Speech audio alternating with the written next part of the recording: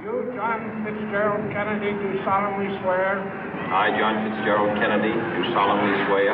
That you will faithfully execute the office of President of the United States. That I will faithfully execute the office of President of the United States. And will, to the best of your ability. And will, to the best of my ability. Preserve, protect, and defend the Constitution of the United States. Preserve, protect, and defend the Constitution of the United States. So help you God. So help me God.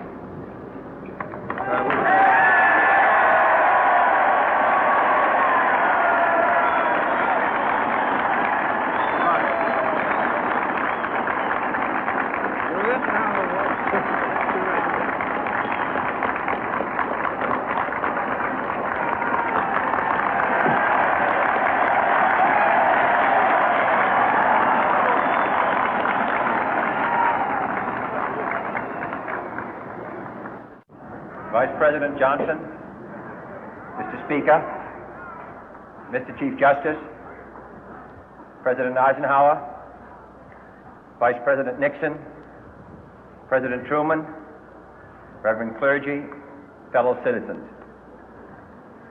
We observe today not a victory of party, but a celebration of freedom, symbolizing an end as well as a beginning, signifying renewal as well as change. For I have sworn before you and Almighty God the same solemn oath our forebears prescribed nearly a century and 3/4 ago. The world is very different now, for man holds in his mortal hands the power to abolish all forms of human poverty and all forms of human life. And yet the same revolutionary beliefs for which our forebears fought are still at issue around the globe. The belief that the rights of man come not from the generosity of the state, but from the hand of God. We dare not forget today that we are the heirs of that first revolution. Let the word go forth from this time and place to friend and foe alike that the torch has been passed to a new generation of Americans born in this century, tempered by war, disciplined by a hard and bitter peace, proud of our ancient heritage, and unwilling to witness or permit the slow undoing of those human rights to which this nation has always been committed and to which we are committed today at home and around the world.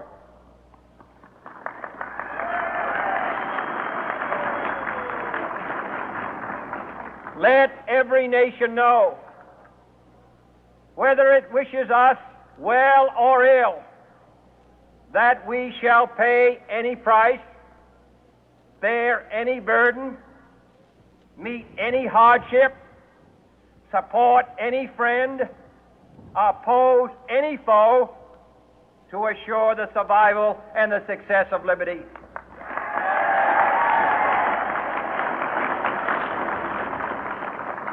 This much we pledge and more. To those old allies whose cultural and spiritual origins we share, we pledge the loyalty of faithful friends. United, there is little we cannot do in a host of cooperative ventures. Divided, there is little we can do, for we dare not meet a powerful challenge at odds and split asunder. To those new states whom we welcome to the ranks of the free, we pledge our word that one form of colonial control shall not have passed away, merely to be replaced by a far more iron tyranny. We shall not always expect to find them supporting our view, but we shall always hope to find them strongly supporting their own freedom, and to remember that in the past, those who foolishly sought power by riding the back of the tiger ended up inside.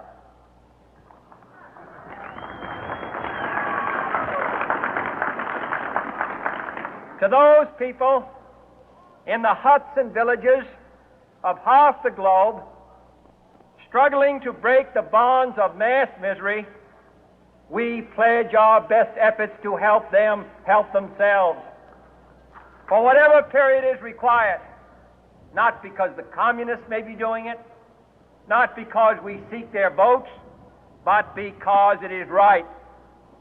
If a free society cannot help the many who are poor, it cannot save the few who are rich.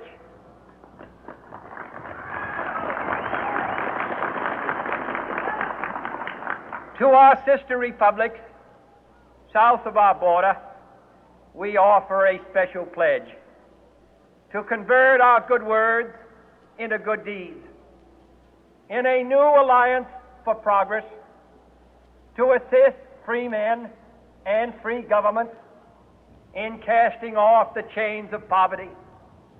But this peaceful revolution of hope cannot become the prey of hostile powers. Let all our neighbors know that we shall join with them to oppose aggression or subversion anywhere in the Americas. And let every other power know that this hemisphere intends to remain the master of its own house.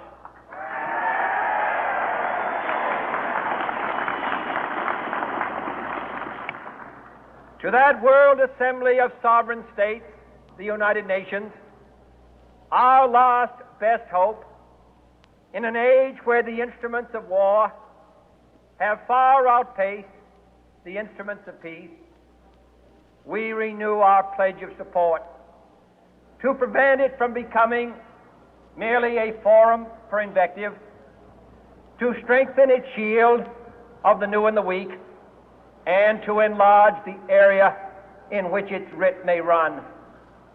Finally, to those nations who would make themselves our adversary, we offer not a pledge, but a request that both sides begin anew the quest for peace.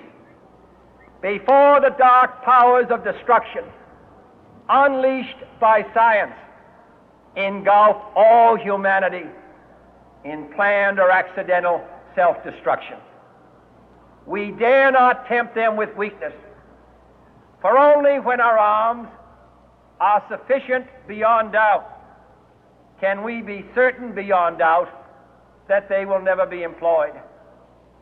But neither can two great and powerful groups of nations take comfort from our present course, both sides overburdened by the cost of modern weapons, both rightly alarmed by the steady spread of the deadly atom, yet both racing to alter that uncertain balance of terror that stays the hand of mankind's final war.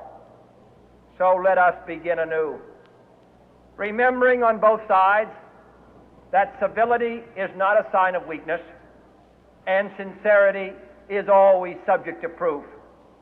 Let us never negotiate out of fear, but let us never fear to negotiate.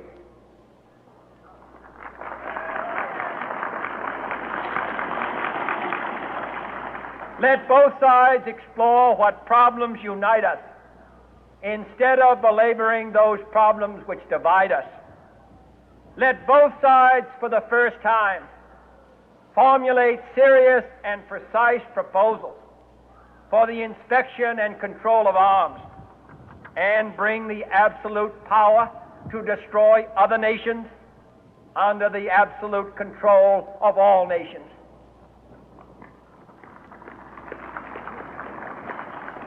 Let both sides seek to invoke the wonders of science instead of its terrors. Together, let us explore the stars, conquer the deserts, eradicate disease, tap the ocean depth, and encourage the arts and commerce. Let both sides unite to heed in all corners of the earth the command of Isaiah to undo the heavy burden and let the oppressed go free. And if a beachhead of cooperation may push back the jungle of suspicion, let both sides join in creating a new endeavor, not a new balance of power, but a new world of law, where the strong are just and the weak secure and the peace preserved. All this will not be finished in the first 100 days, nor will it be finished in the first 1,000 days, nor in the life of this administration, nor even perhaps in our lifetime on this planet. But let us begin.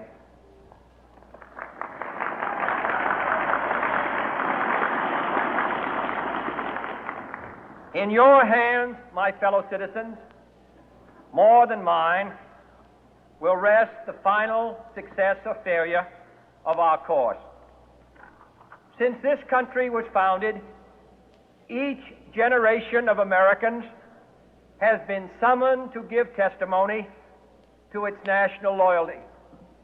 The graves of young Americans who answered the call to service surround the globe. Now the trumpet summons us again, not as a call to bear arms, though arms we need, not as a call to battle, though in battle we are, but a call to bear the burden of a long twilight struggle, year in and year out, rejoicing in hope, patient in tribulation, a struggle against the common enemies of man, tyranny, poverty, disease, and war itself. Can we forge against these enemies a grand and global alliance